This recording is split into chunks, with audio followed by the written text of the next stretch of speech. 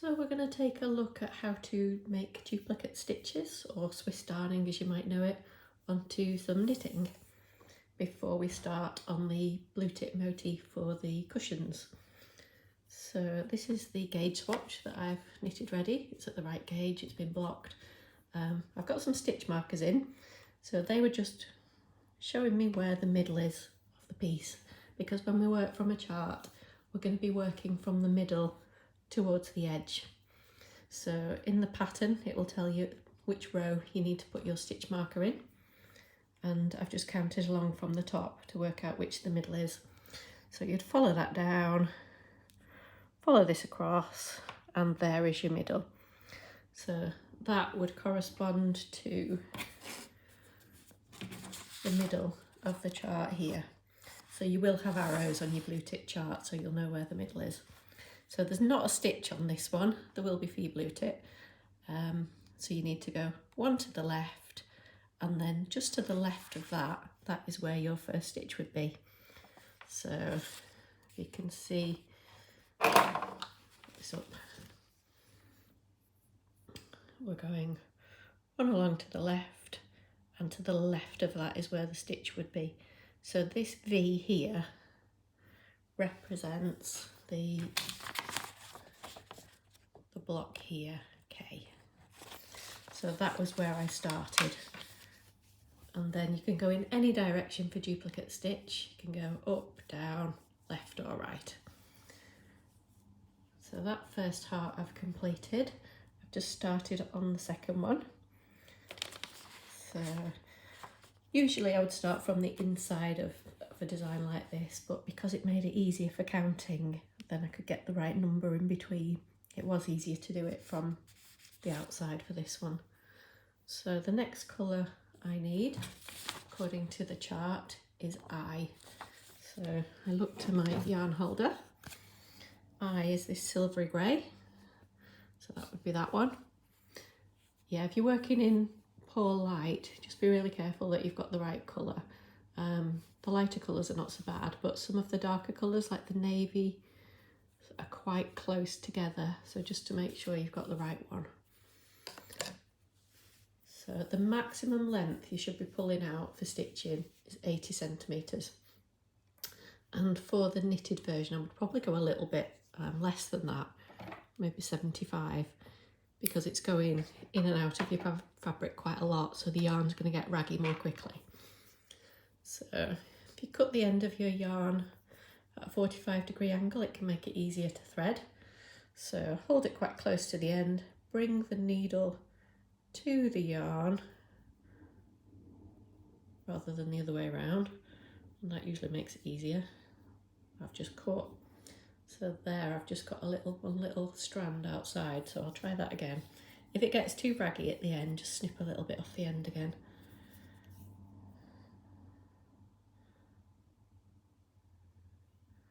So that's worked fine that time.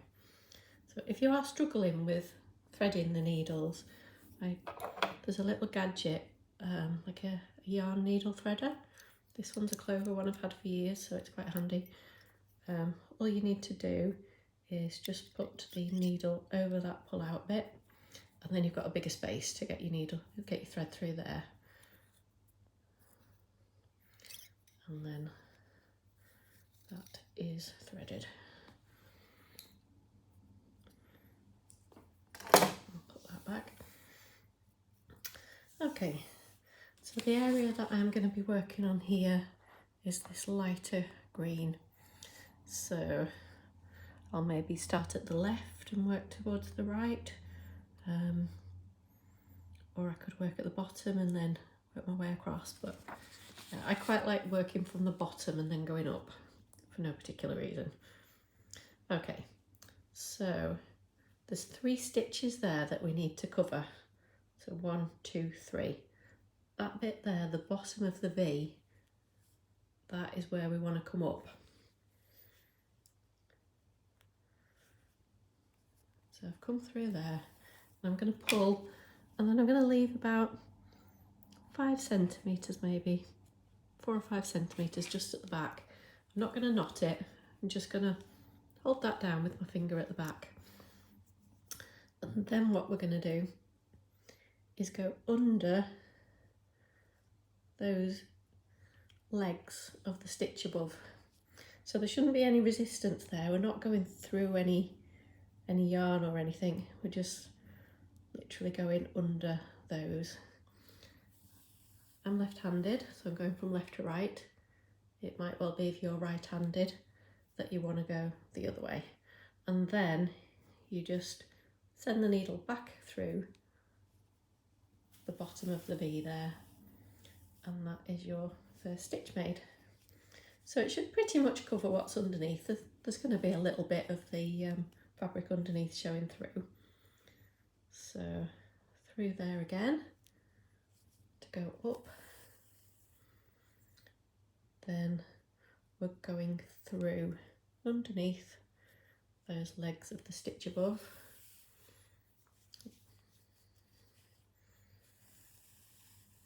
I'm pulling, but I'm not yanking on the yarn. I'm just pulling it so it sits nicely on top, and then back through that hole there. Probably should have chosen to do this in a more contrasting colour, but I hope you can see enough. Okay, so the last one for this row, up through there, the bottom of the V, and then underneath the legs of the stitch above. Just caught a bit on there. With the knitting, it's a little bit floppy to start off with, but as you start putting more and more stitches on, it'll become easier to work with because it'll have a bit more stability. Because the actual cushion front will be quite a bit bigger than this, you might find that the fabric gets in the way a little bit. So what you could do is get a blocking board and just pin the top to it. These comb ones are quite good because nothing catches on the top. And then you could just lean it against something, and then, yeah, I'm not in the right position here, but that just gives you like a third hand then. It's like holding it for you at the top. So you might find that helps. I think some of the testers worked in a quilting hoop. I think normal embroidery hoops, they're a bit too thin, but yeah, I found after starting off it was fine to just work the fabric as it is without any sort of hoop or support or frame. Okay, so we're at the top now, so rather than travel a distance down the back, what I'll do now is go from the top and work my way down this second row. So there's 4 stitches there. So we're going under the legs. So we're going under the scrumptious and under the callista.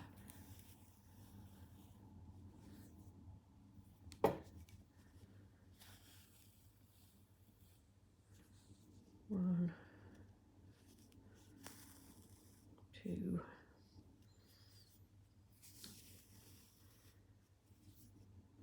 3, 4. So you're just being careful not to pierce any yarn underneath.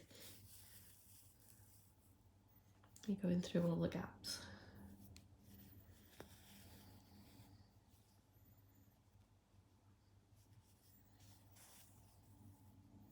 So that's that second row done.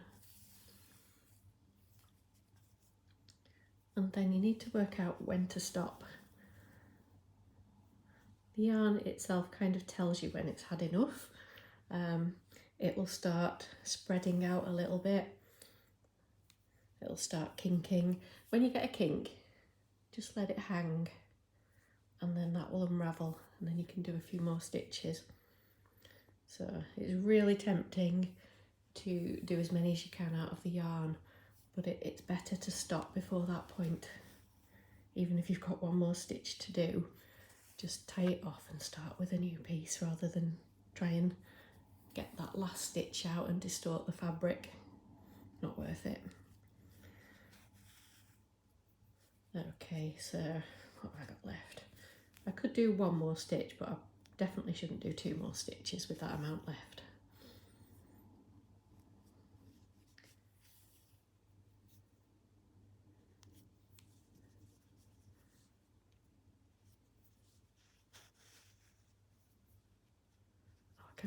Can I? Yeah, one more. Just.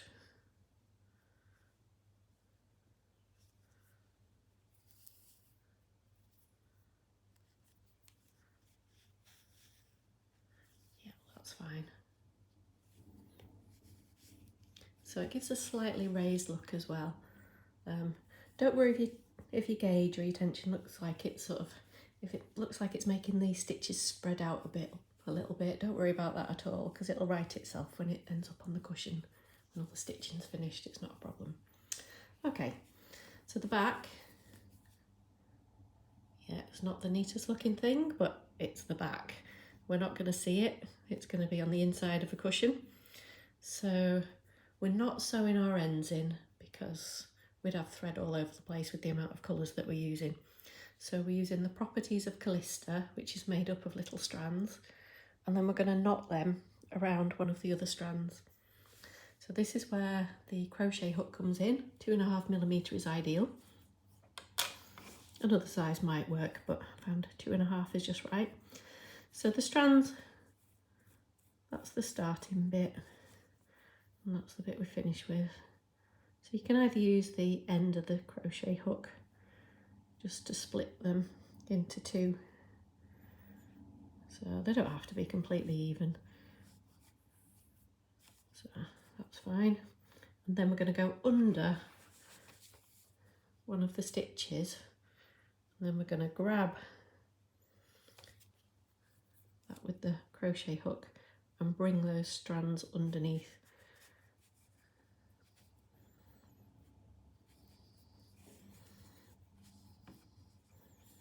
Probably should have trimmed that a little bit to make it easier.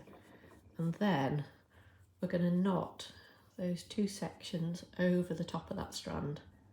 So we don't want to just knot the two separate sections together because they would pop through to the front. So they need to be over another strand. So we're going to double knot it, pull it reasonably tight, and then with the cotton Callista that knot will hold and we can trim it quite short, a centimetre maybe. Okay, I'm going to do the same here, two strands. See if we can do a close-up.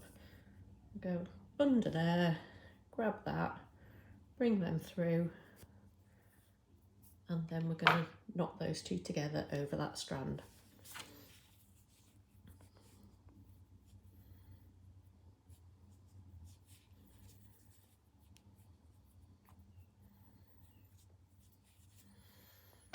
And trim it short. And then we're going to put those ends in our jar. So that's going to be handy if we just want to do a small amount of stitches. So here just need 2 white stitches. So I've got a bit of cut off earlier, so I'll just dip in there and use that. So I'll finish off with the green first, because for each area I tend to do the darker colours first and then the lighter colours on the top. Just seems to look a little bit cleaner that way. So I'll thread that needle.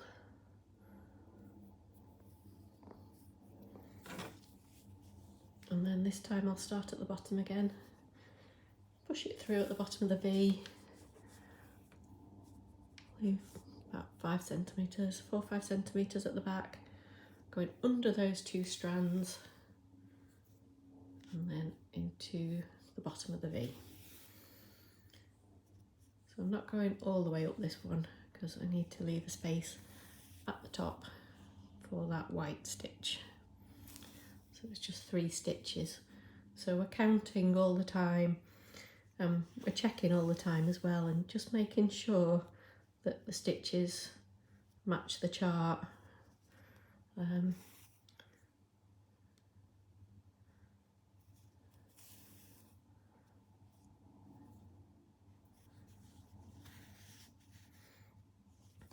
So if I wanted to check this was in the right place relative to this, I would look maybe for, okay, the middle of this one, there's 1, 2, 3, 4, 5 stitches before the 3 at the end of that one. So middle of this one, 1, 2, 3, 4, 5 to the top of that one. So yeah, it looks like they're about in the right place. Then we've got 2 stitches in between these, 2 stitches here and 3 here, 2, 2, 3. Yeah, so we're all on track. So after you've finished each section, just keep checking, because it is easy to go wrong if you're not concentrating. If you're a bit tired, maybe just leave it till the day after. I think when I've gone ahead and tried to do a bit more into the early hours, it's never turned out well. It's always ended up with a bit of unpicking. There's no rush to finish them. So, although the crochet knit along goes on for 4 weeks, you know, you don't have to finish it in 4 weeks. You can take as long as you like. Right, so we're just going to knot that again, same way as the other one. I'm going to trim that a bit shorter that time. Put that little end in the pot. It's only enough for 1 or 2 stitches, but might need it another time. I usually do check the condition of the stitch of the tails rather that are in the jar, just to make sure they're not too raggedy. If they're too raggedy, I won't use them. Any that are not used, you could save them, and if you're making your own cushion inner, you can mix those ends up with a bit of the other stuffing that you're using. Use every last scrap up.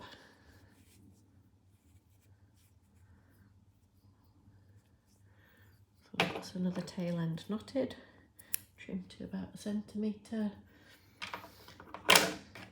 So when you come to split these, use either your needle or the end of the crochet hook, whatever you find easiest. And then, it doesn't matter which strand you go under, just one that's fairly nearby. When you're doing groups of stitches of the same colour, try and have a think about how far your yarn is going to travel around the back. So you probably wouldn't want to travel more than, let's see, 3 or 4 stitches, something like that. Because if you do that too often, you're going to end up with too much going on at the back, and you're likely to start splitting some of the yarn at the back, and things could get a bit messy. Obviously the back does look messy, but you know, not the Royal School of Needlework, it's fine. From the front, we can't see any of that at all. So the ends are all nicely hidden. They're going to be on the inside of the cushion that nobody's ever going to see. So not a problem.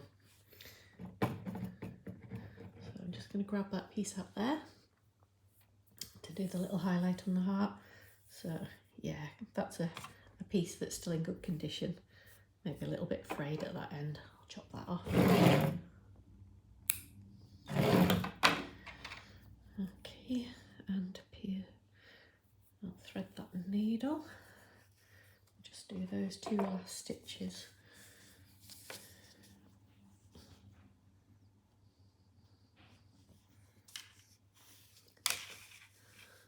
So about 4 or so centimetres at the back, under those 2 legs, under both the scrumptious and the Callista, back down through the bottom of the V, and then we'll do that final stitch there.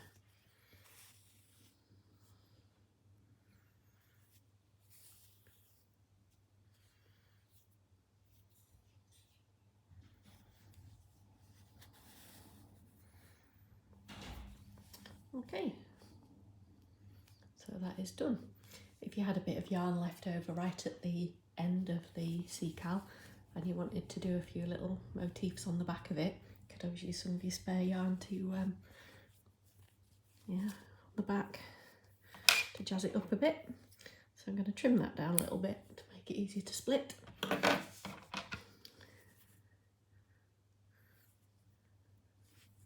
Split that one into 2. Split that one into 2. Crochet hook under a strand. What looks easiest to get under?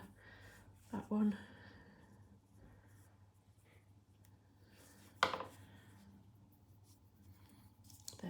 double knot.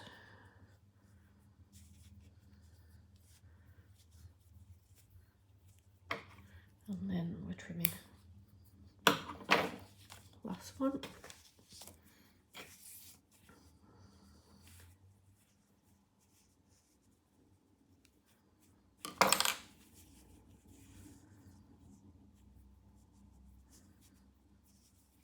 So this is the real benefit of Callista, having that loose twist made up of all those little strands.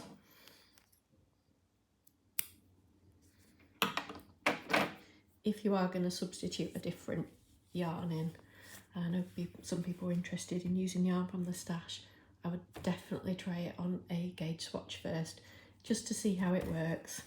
Check the coverage is nice, that the stitches are not too bulky or too sparse. So this works just nicely. And then, yeah, if you're using a different yarn, you might not be able to do that knotting at the back. There are some things you can do, like some yarns. Metropolis worked quite nicely. You could use 2 strands of Metropolis if you wanted a very luxurious cushion. It's quite an expensive way of doing it, but 2 strands of that did cover nicely. I've tried other things like Katona. For me, they've not worked so well, but if you want to do that, give it a go, see what happens. So obviously before we did the made the cushions and the final pattern, there was a lot of testing of different yarns, and these were the ones that we found were really compatible, so that's why Callista and Scrumptious partnership ended up in the kits. So just one last thing, I'll show you what to do if you make a mistake. So hang on, let's get a bit of scrap yarn out, do a few stitches.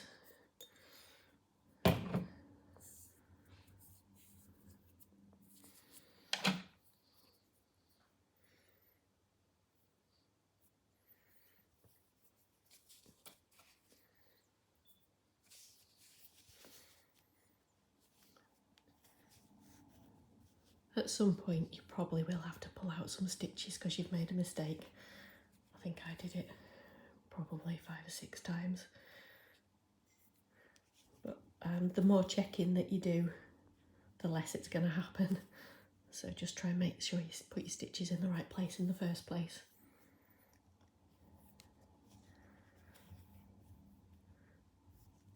Okay, so I've done some stitches, realise they shouldn't be there. What I don't want to do is try and unstitch them.